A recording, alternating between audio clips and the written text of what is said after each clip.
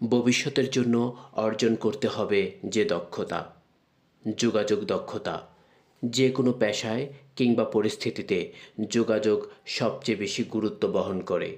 পড়াশোনা, সামাজিক অনুষ্ঠান, পেশাগত কাজ, এমনকি ব্যক্তিগত জীবনে সফলতার অন্যতম প্রধান চাবিকাঠি হল যোগাযোগে দক্ষ হয়ে ওঠা। নেতৃত্বদানের দক্ষতা। যাদের মধ্যে নেতৃত্বদানের সহজাত প্রতিভা থাকে তারা খুব সহজেই সফলতা লাভ করেন।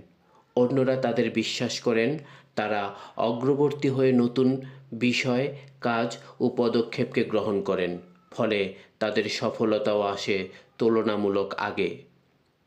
সময় ব্যবস্থাপনার দক্ষতা। সময় নির্দিষ্ট, কিন্তু কাজ অফুরন্ত। তাই সময় ব্যবস্থাপনার দক্ষতা অর্জন অত্যন্ত গুরুত্বপূর্ণ। সমস্যা সমাধানের দক্ষতা।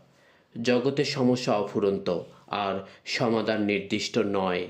তাই সৃজনশীল পদ্ধতিতে যে ব্যক্তি অল্প সময়ে এবং ন্যূনতম বিড়ম্বনায় সমস্যার সমাধান করতে পারেন তার সাফল্য সবচেয়ে বেশি। সমস্যা সমাধানে দক্ষ হওয়ার জন্য অন্যকে সহযোগিতা করার মনোভাব গুরুত্বপূর্ণ।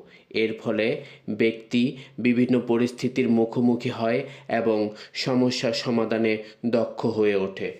প্রযুক্তিগত দক্ষতা। বর্তমান যুগ প্রযুক্তির যুগ। এরপর সময়ও চলবে প্রযুক্তির সহায়তায়।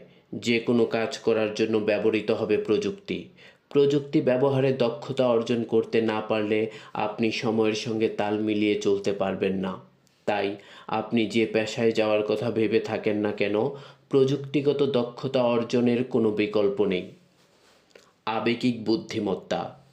আগে সেই ব্যক্তিকে বুদ্ধিমান হিসেবে বিবেচনা করা হতো যার আইকিউ বেশি, কিন্তু চতুর্থ শিল্প বিপ্লবের এই যুগে যে ব্যক্তির আবেগিক বুদ্ধিমত্তা বেশি, অর্থাৎ সামনের ব্যক্তির আবেগ অনুযায়ী যিনি দ্রুত সিদ্ধান্ত নিতে পারেন, তিনি বেশি বুদ্ধিমান হিসেবে বিবেচিত হন। পঞ্চম শিল্প বিপ্লবের সময়টিতেও তারাই এগিয়ে থাকবেন। তাই নিজের আবেগিক বুদ্ধিমত্তা বৃদ্ধিতে সচেষ্ট হন। সমন্বয় ও দলীয় কাজে দক্ষতা। কোনো মানুষ একা একা যেমন বাঁচতে পারে না, তেমনি একা বড় কোনো কাজও করতে পারে না। তাই লক্ষ্য অর্জনের জন্য প্রয়োজন হয় অন্যের সহযোগিতার। যে ব্যক্তি অপরের সাথে সমন্বয় করে দল গঠন করা এবং পরিচালনায় দক্ষ, তারই সফলতা অর্জিত হয় সবচেয়ে বেশি।